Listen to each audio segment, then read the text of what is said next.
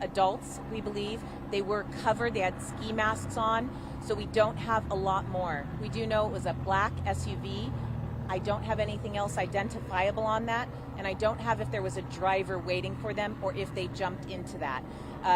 Again, I know it's been several hours. We do have resources still arriving. It's going to be a lot of interviews and a lot of investigation that still has to occur tonight. I will be here. I'm hoping to have more information to provide to you as our detectives continue to gather and look at the evidence in this. Was one of the suspects hit by gunfire? Possibly, but we don't know at this point, right? So and also, you don't know, maybe was there an exchange of gunfire between both? I mean, both, they shoot at the officers, the officer. Right. We are looking at that, but we don't have anything concrete right now to say if that happened or not. We'll be looking primarily at video, witness statements, and of course the officer statements. But until we can confirm, we don't want to say there was an exchange of gunfire or that we were fired upon if we aren't certain of that. Can you tell us exactly where this took place?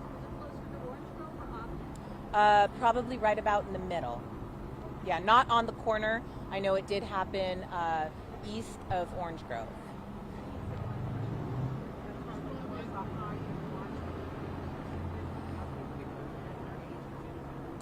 Male. I don't have anything as far as ages. I know adult, but I just know that our victim of that attempt robbery was a male. I can ask what else I can get as far as that is concerned. Correct. Okay. We do, yes. And this unit was actually part of that increased patrol. Again, LAPD is very aware of what this area has been dealing with. And, tonight, unfortunately, we don't have these suspects in custody. Thus, we have many investigative resources out here tonight to try and get them. And we're very fortunate that while our officer was injured, that nobody else was injured.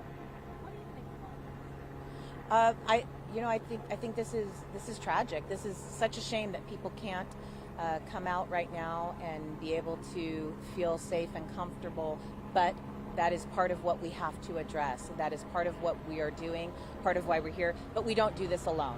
We do this with the community. We do it by sharing the information that we have and providing that to everyone, to media, to share it with the community and with our community partners. You have a lot of our, what we call our command staff here, the area, the captains, the commanders, the deputy chiefs that oversee this area.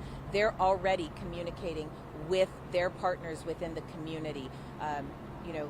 Our goal is to make LA everywhere as safe as possible. That is something people should feel free to do, to come out, to go to businesses, to go to dinners, to go about their daily life. And it's something that we are committed to. And tonight, while we have those two officers that did the right thing, they stopped when they were flagged down. A community member should know that when they flag down an LAPD officer, we're going to stop and we're going to take the action. We're not going to drive by, we're not going to wave, we're not going to ignore them. And if that means that our lives are put in danger, it's what we're going to do. So tonight I'm very thankful for the safety of our officers, for the safety of this patron, but this is very significant, and that's why we have the resources here tonight dedicated to finding these suspects.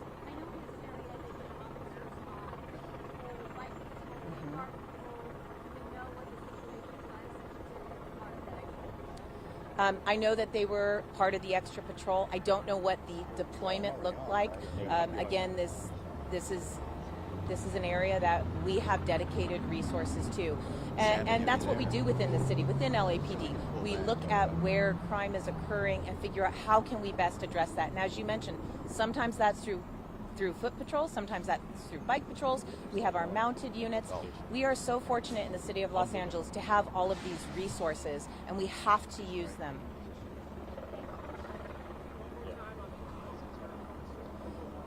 The officer was fortunately treated and released, went to the hospital, received medical care, and has already been released for a leg injury. Thank you.